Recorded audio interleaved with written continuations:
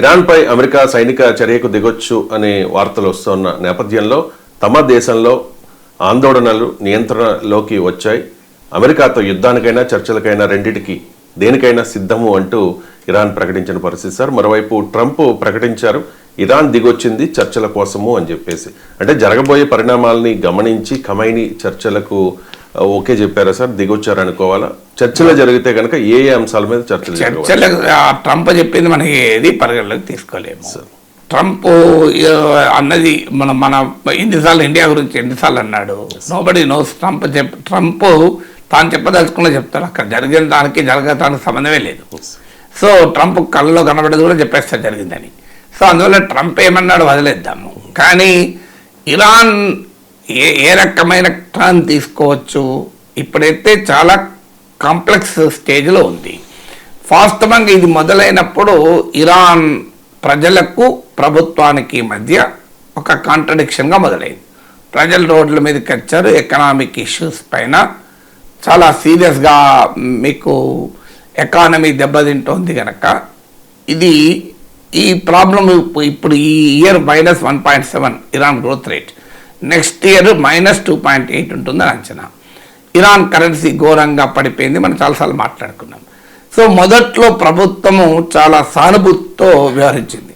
Even నిరసనకారులను డిమాండ్లను మేము అర్థం చేసుకోగలం, వారితో చర్చలకు సిద్ధం, ఇది మా తప్పు, ఇది మన తప్పు, మీరు అమెరికాను బ్లేమ్ చేస్తే ఉపయోగం లేదు, ఇంకొకరినో బ్లేమ్ చేస్తే ఉపయోగం లేదు, ఇది మన తప్పు అని ప్రభుత్వం ముందు తీసుకుంది స్టాండ్.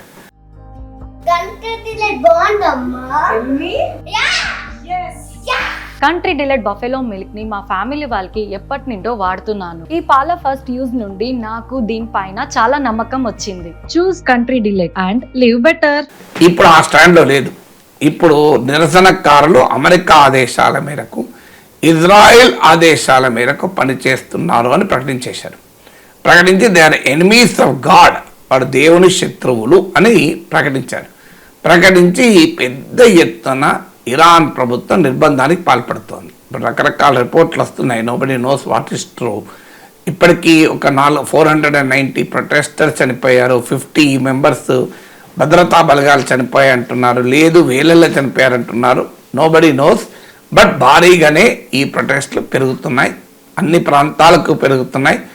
మీకు అమెరికా అధ్యక్షుడు ట్రంప్ ప్రకటనలతో ఇది మరింతగా ఇంకా పెరిగే సూచనలే కనబడుతున్నాయి.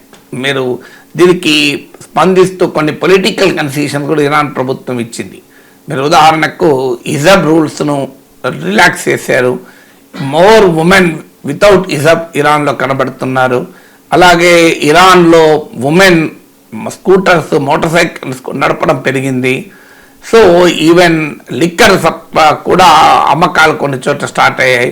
సో ఈ పొలిటికల్ కన్సెషన్స్ ఇచ్చినా కూడా ప్రజలేమీ శాంతించేలా కనబడతలేదు. ప్రజలు కేవలం ఆర్థికపరమైన అంశాలే దాటి death to the dictator, Islamic ప్రభుత్వం పతనం కావాలి అనే స్థాయికి నిరసనలు పెరిగాయి. ఖమైనీ చిత్రపటాలను కాల పెడుతున్నారు. ఆ మంటలలో అమ్మాయిలు కూడా సిగరెట్ వెలిగించుకుంటున్నారు. సో అందువల్ల ప్రభుత్వానికి ఇరాన్ ప్రజలకు మధ్య కాంట్రడిక్షన్ రోజు రోజుకు చాలా సీరియస్ అయిపోయింది. అందువల్ల ఇది మొదటి ఫ్యాక్టర్. దీనికి మరింత నిర్బంధంతో ఇరాన్ ప్రభుత్వం రియాక్ట్ అవుతుంది. ఆల్రెడీ ఇంటర్నెట్ షట్ డౌన్ చేసింది. దానికి కౌంటర్గా అమెరికా ఇలాన్ మస్క్ రంగంలో దించుతున్న ట్రంప్ స్టార్లింక్ సేవల్ని దించుతున్నాడు. సో ఇప్పటికే ఇలాన్ మస్క్ స్టార్లింక్ ప్రవేశపెట్టాడని అంటున్నారు. దాన్ని కూడా కిల్లర్ స్విచ్ ఉపయోగించింది. నిన్న మాట్లాడుకున్నాం మనం. కిల్లర్ స్విచ్ అంటే కంప్లీట్ కమ్యూనికేషన్ బ్లాక్అవుట్ చేసి స్టార్లింక్ ప్రసారాలకు కూడా రాకుండా చేస్తున్నారు అని కూడా వార్తలు వచ్చాయి. అందువల్ల పీపుల్ వర్సెస్ రెజీమ్, ఈ కాంట్రడిక్షన్ మరింత వర్సనైంది. ఇక రెండవది ఇరాన్ వర్సెస్ ఎక్స్టర్నల్ ప్లేయర్స్, అదే అమెరికా కానీ ఇజ్రాయెల్ కానీ. ఈ కాంట్రడిక్షన్ కూడా సివియర్ అవుతోంది. మీకు ట్రంప్ వెనుజులా అధ్యక్షుని కిడ్నాప్ చేశాక ట్రంప్ కెన్ డూ ఎనీథింగ్.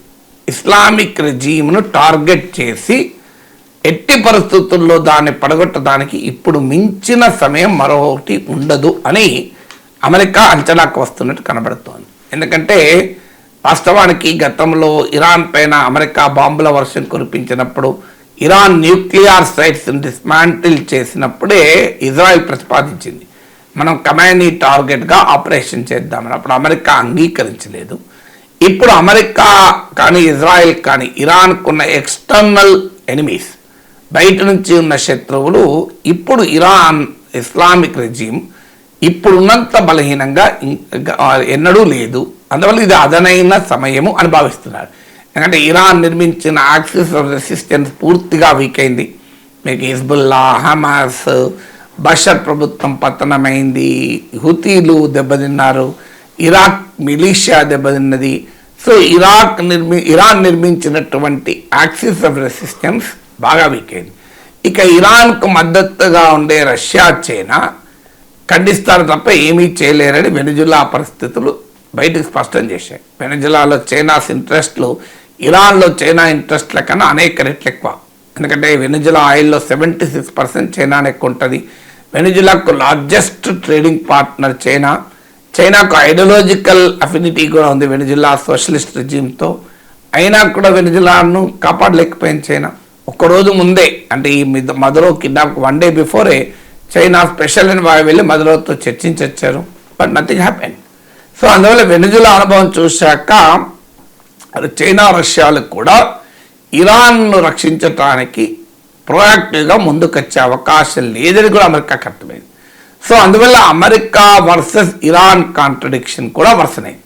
అంటే ఇంత ఈజీగా మనకి ఇంకెప్పుడు దొరకరు అనేటువంటి భావన కూడా మొదలైంది. అందువల్ల ఈ 2 డైమెన్షన్ చూసినప్పుడు, అంటే regime versus people, external players versus Iran regime, ఈ 2 కాంట్రడిక్షన్స్లోనూ ఇరాన్ రెజీమ్ చాలా వీక్ అయింది. అప్పుడు ఏం చేయాలి మరి ఇరాన్ రెజీమ్? పైకి చెప్పచ్చు మేము యుద్ధానికి సిద్ధమే అని. ఇలాంటి అథారిటేరియన్ రూలర్స్ దేనికైనా రెడీ అవుతారు కూడా, ఎందుకంటే వారికి ఇంకో మార్గం లేదు కదా. ఇప్పుడు అధికారం అన్నా కోల్పోవాలి. అందువల్ల విజయమో వీర స్వర్గమానక తప్పని పరిస్థితి. ఇప్పుడు ఏం చేయొచ్చు వాళ్ళు?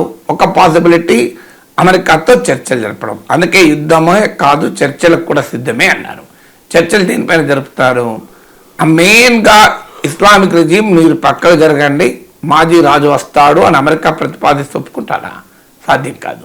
ఇక ఇరాన్ న్యూక్లియర్ ప్రోగ్రామ్ ఉంది. ఇరాన్ న్యూక్లియర్ ప్రోగ్రామ్ను రోల్ బ్యాక్ చేయండి అనేది అమెరికా ఒత్తిడి తెస్తుంది.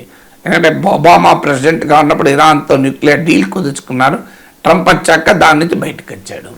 కానీ ఇరాన్ న్యూక్లియర్ డీల్ కుదుర్చుకున్నా ఓకే, ఇరాన్ మేమేమి అణ్వాయుధాలు తయారు చేయడం లేదని ఇప్పటికీ అఫీషియల్గా చెప్తుంది కనుక ఒప్పందం కుదుర్చుకుంటే ట్రంప్ ఊరుకుంటాడా? ఇప్పుడు వెనిజులాతో ఏ ఇష్యూ పైన వెళ్ళాడు?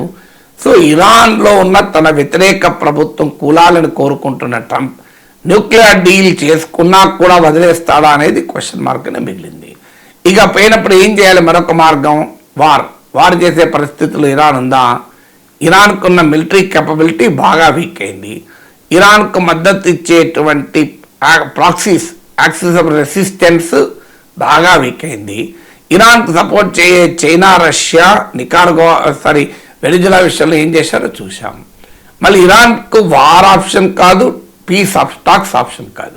అందువల్ల ఇరాన్ ప్రతిపాదిస్తోంది మేము చర్చలకు సిద్ధం, లేదంటే యుద్ధానికి సిద్ధమని. ఇరాన్ ప్రజలేమో గతంలో అయితే ప్రతిసారి నిర్బంధంతో ప్రజా నిరసనలను అణచివేస్తుంటారు. 2022లో ఇదే చేశారా మాషా అమేని ఇష్యూ వచ్చినప్పుడు. కానీ ఇప్పుడు అంతకన్నా తీవ్రంగా ప్రజల నిరసనలు ఉన్నాయి, అంతకన్నా దయనీయంగా ఇరాన్ పరిస్థితి ఉంది. అందువల్ల ఇరాన్కి ఆప్షన్స్ దాదాపు అడుగంటిపోతున్నాయి. ఏమైనా మిగిలితే ట్రంప్ దయాదాక్షిణ్యాల పైన ఇరాన్ ఆధారపడే పరిస్థితికి నెట్టివేయబడుతుంది.